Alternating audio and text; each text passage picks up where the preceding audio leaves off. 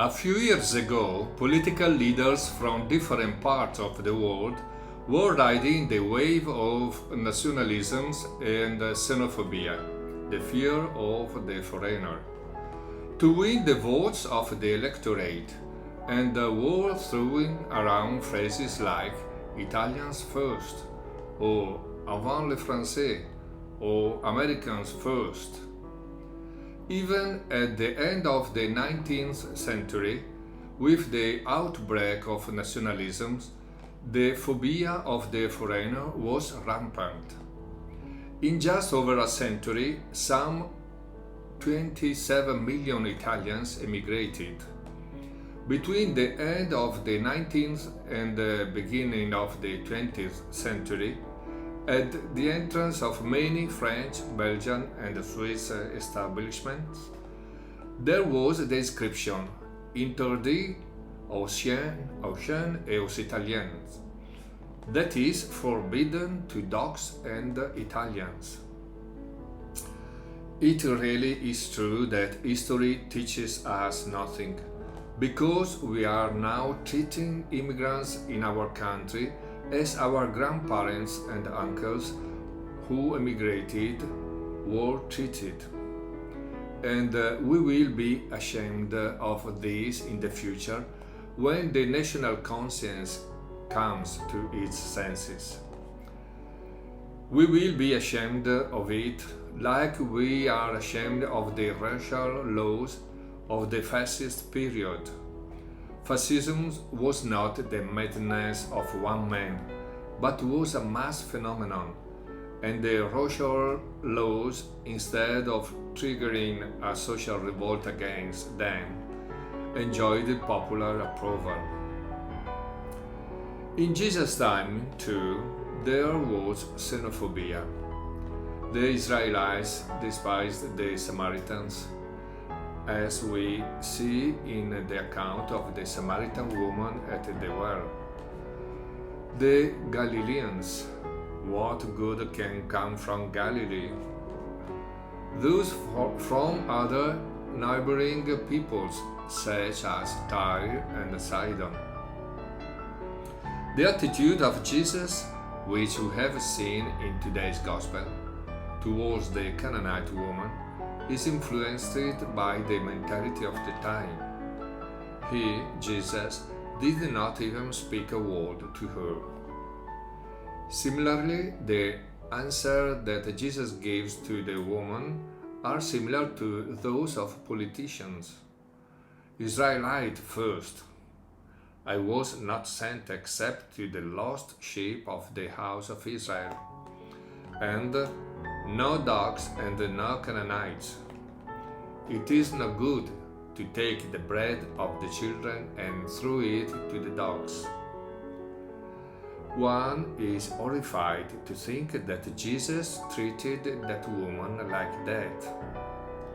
In reality, the addressee of those attitudes and words of Jesus was certainly not the woman, who already had the healing of her daughter in her pocket, because Jesus knew her faith well even before she opened her mouth. The addressees were his disciples, and the Canaanite woman was an important instrument in educating his disciples. We could say that Jesus also had his Achilles heel.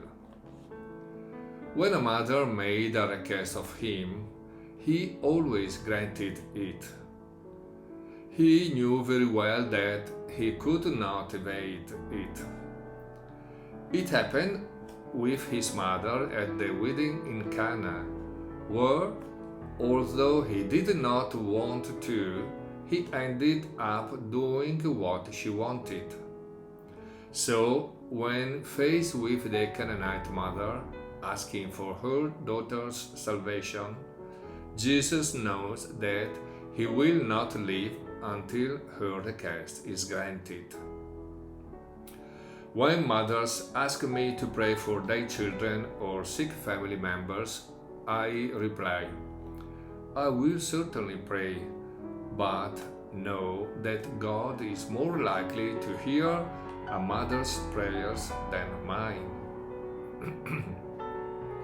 As she yielded to Saint Monica's insistent requests for her son, Augustine. The Canaanite woman may have once heard the words from the book of Isaiah where God says, Does a woman forget her child so that she is not moved by the son of her womb? Even if they forget, I will never forget you. She sensed that God cannot be less human than humans, and so she went on like a train, knocking down all the obstacles that Jesus put in front of her. From that encounter between Jesus and the Canaanite woman, the disciple understood that there are no strangers. The hearts of mothers are all the same, regardless of the races or nations to which they belong. To conclude, Christians have long since discovered the Achilles heel of Jesus. That is why they have developed over the centuries a great devotion to Mary, because they know that everything they want to achieve they will obtain through the intercession of His and our Mother. To Mary, Jesus cannot say no. She is His Achilles heel. And so, like Paris, son of the Trojan king Priam, who hit the mark for Achilles by aiming at his heel, so too do we aim at Mary, Jesus' Achilles heel, and we will succeed in getting everything we need.